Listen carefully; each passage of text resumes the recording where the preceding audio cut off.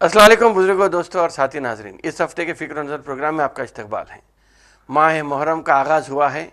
जैसा कि दुनिया भर में 1 जनवरी को नया साल मनाया जाता है, इस्लामी एतबार से मुहर्रम इस्लामी कैलेंडर का नया साल है। वैसे ही अगर देखेंगे तो तेलंगाना में तेलुगु नया साल उगादी के मौके पर मनाया जाता है, जो उमूमन अप्रैल में होता है।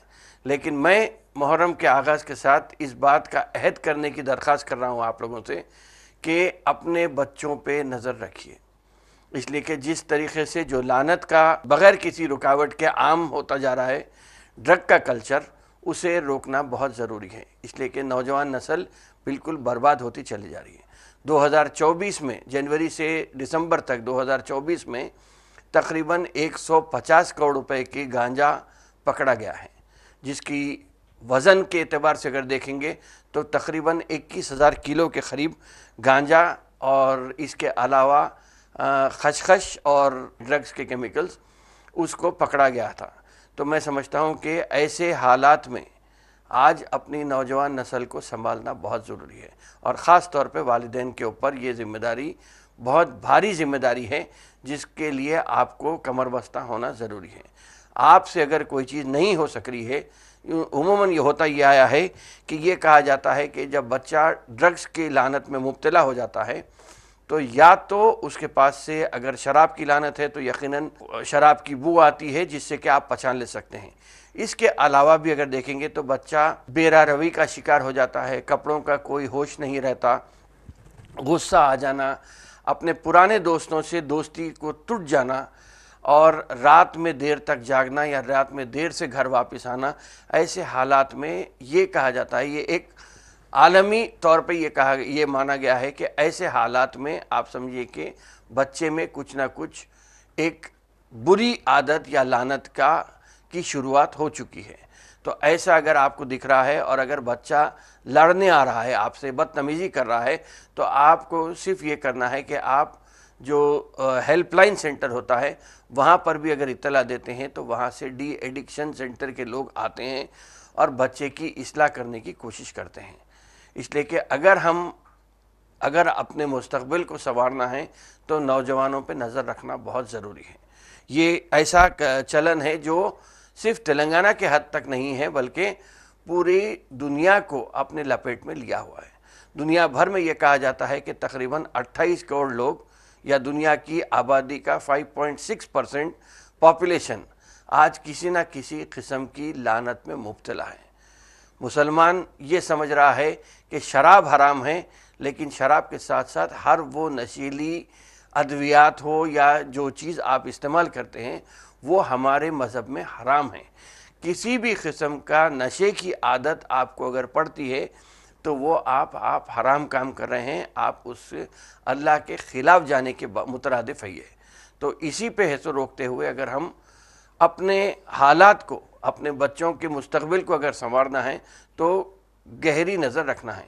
क्योंकि अभी हाल ही में एक दावत में नौजवान लड़कों से बातचीत हो रही थी, तो उन्होंने कहा कि एक बड़ा मशहूर इदारा है हैदराबाद का, वहाँ पे तकरीबन बच्चे गांजे के आदी हो चुके हैं। इसी किस्म से एक और मशहूर लड़कियों का कॉलेज है, वहाँ पर भी ये कहा गया है कि वहाँ के प्रिंसिपल ने कहा कि अक्सर स्टूडेंट की अक्सरियत मुस्लिम हैं और बाथरूम में जाकर वो सिगरेट पीने के आदी बन चुके हैं। अब सिगरेट में गांजा डाल के सिगरेट पीने की बात हो रही है।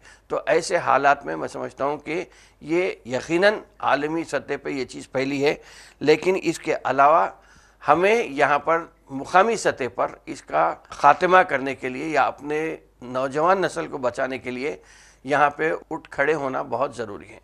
ये भी कहा जा रहा है कि तकरीबन 20 साल से कम लोग आज के जो नौजवान हैं, पूरी दुनिया भर की बात करूँ मैं, कि 67% लोग किसी न किसी लानत में मुब्तला हो रहे हैं।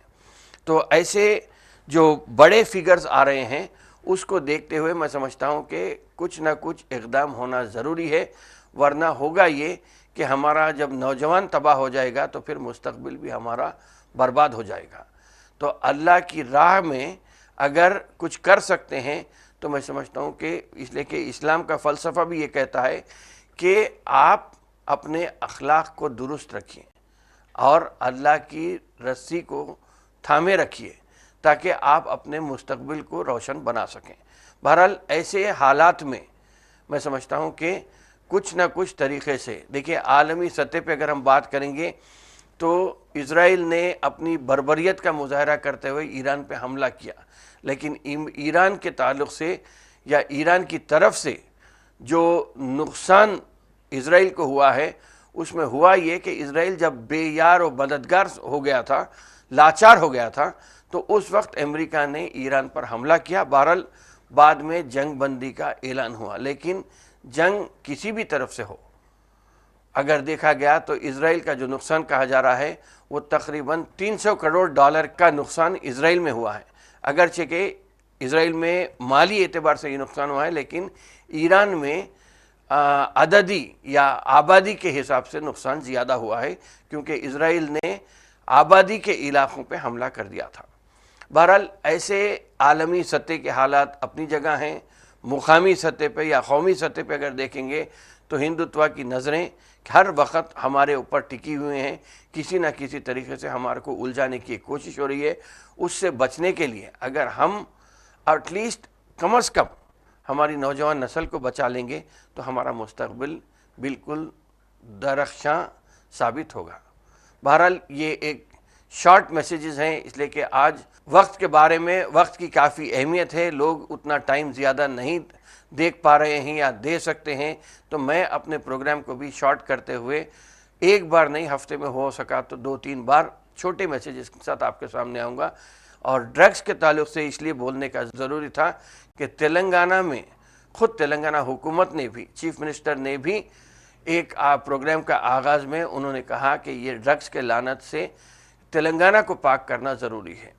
میں سمجھتا ہوں کہ تلنگانہ یقیناً قومی سطح پہ اگر ہم بات کریں گے یا مین سٹریم کی طرف سے اگر ہم بات کریں گے تو یقیناً ڈرگس کا خاتمہ ہونا ضروری ہے، لیکن میں سمجھتا ہوں کہ اسلامی نقطہ نظر سے بھی اگر دیکھیں گے تو اس کا خاتمہ کرنا، اس سے ہم اپنے آپ کو دور رکھنا بہت ضروری ہے۔ بہرحال انہی چند باتوں کے ساتھ آپ کے سامنے حاضر ہوا تھا۔ انشاءاللہ تعالی اسی ہفتے پھر 1-2 بار شارٹ ویڈیوز کے ساتھ آپ کے سامنے حاضر ہو جاؤں گا۔ اسی کے ساتھ اجازت دیجیے، انشاءاللہ تعالی پھر ملاقات ہوگی، پھر بات ہوگی۔ شکریہ، خدا حافظ۔